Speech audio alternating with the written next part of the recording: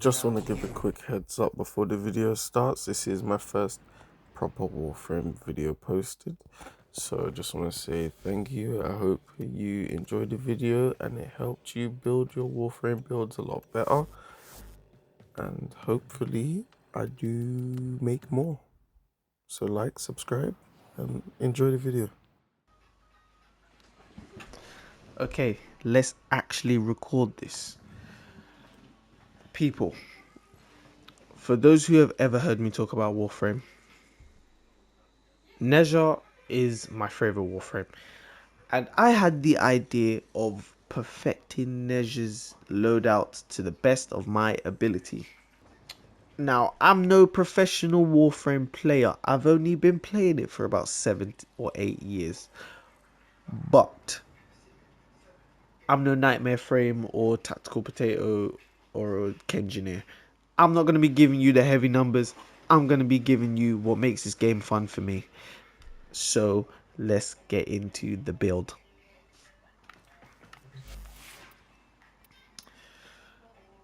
As you saw before, because he's holding it out, this is a Nezha build with the Cedo.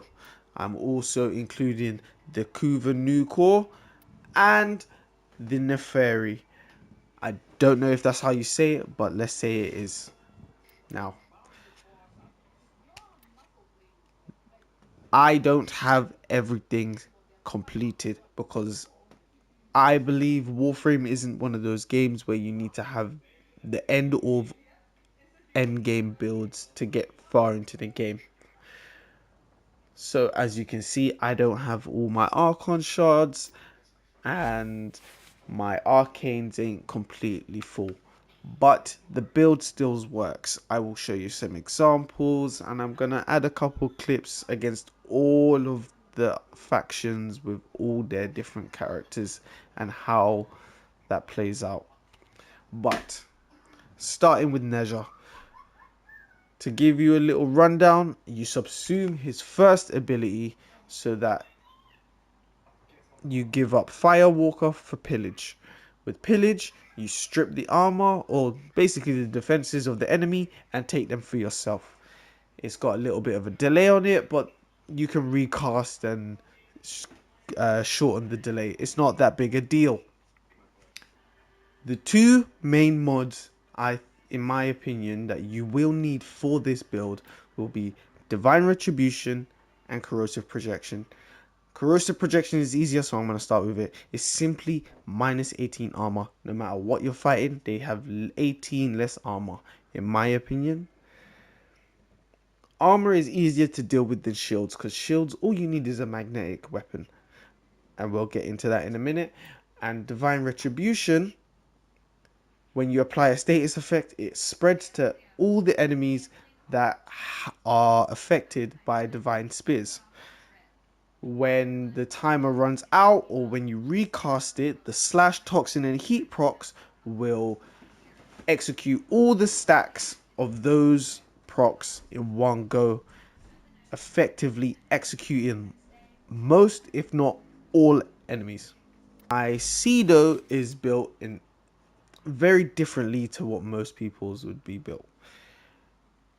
I've got viral and heat on it because, you know, heat does a good amount of damage, strips armor a bit, and viral increases the amount of damage that your weapon does. But the weird looking thing on this build is my Frostbite Arcane. Why I say it's weird is simply because with the Frostbite Arcane, whenever you proc cold proc, you do increase critical damage. That's what I'm mainly going for. The multi-shot is good as well. The reason I'm going with cold is because when you use the unique trait or the alt fire of the Cedo, every now and then it will proc a cold proc. This is good simply for the fact that cold procs increase the amount of critical damage enemies take in general, hence the build.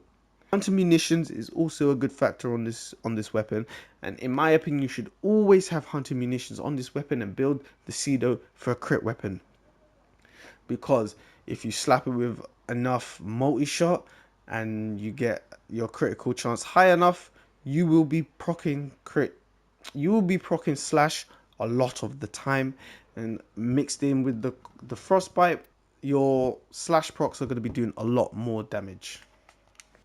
The Kuva Nucor, I built it in a way that works for me. I've seen a lot of people say that this is probably one of the best secondaries in the whole game, and in my opinion, it's one of the best ones that I have. It's not the one I've run the most, but it is what it is. It works. Now I've got secondary encumber and all the main weaknesses to as many factions as I could get. Simply because I'm using this as a primer so that I do more damage.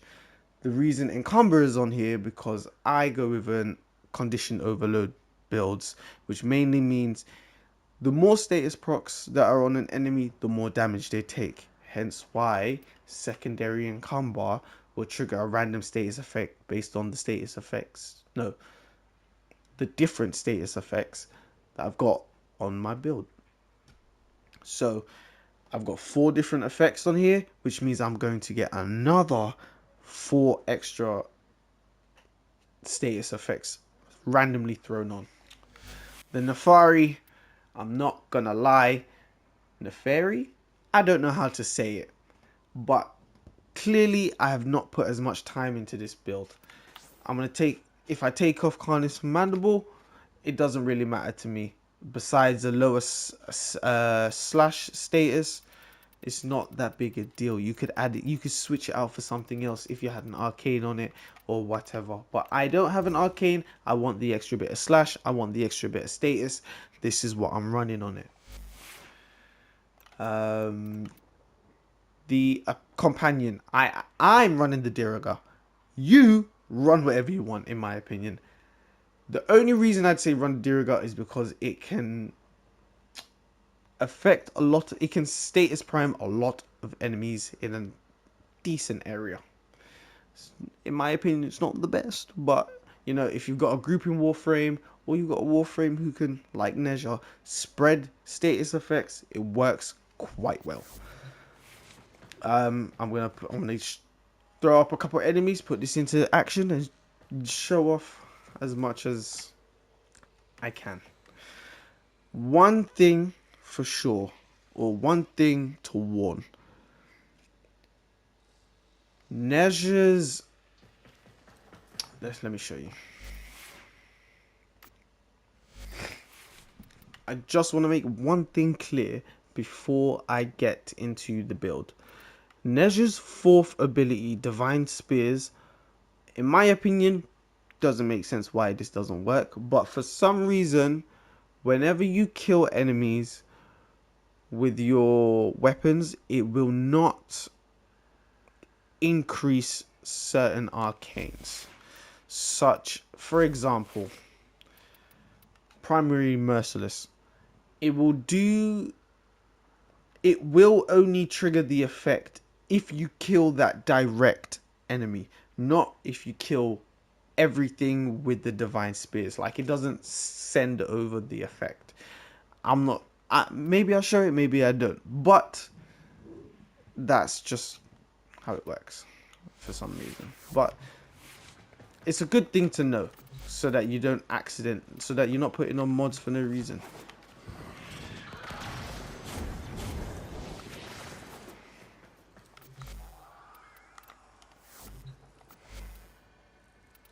We'll go with the Orokin Battle Group.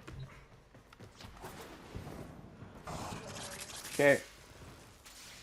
Now, how this build is supposed to go: strip, 2 casts, strip, spears, send in the cold procs, and fire a little bit, and everything should perish.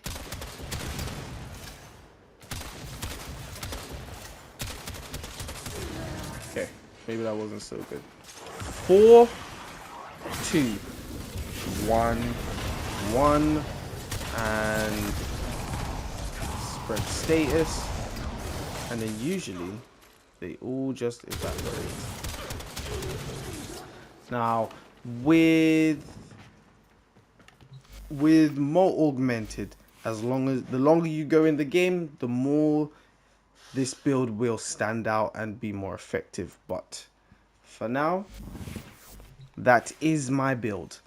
I will be streaming with this build as much as I can or as often as I can, and I will at some point have another Warframe loadout perfected video come out soon.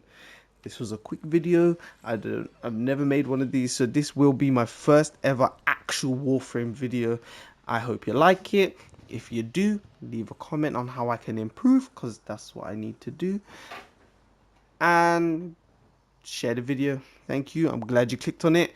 And this was Nezha Loadout Perfected.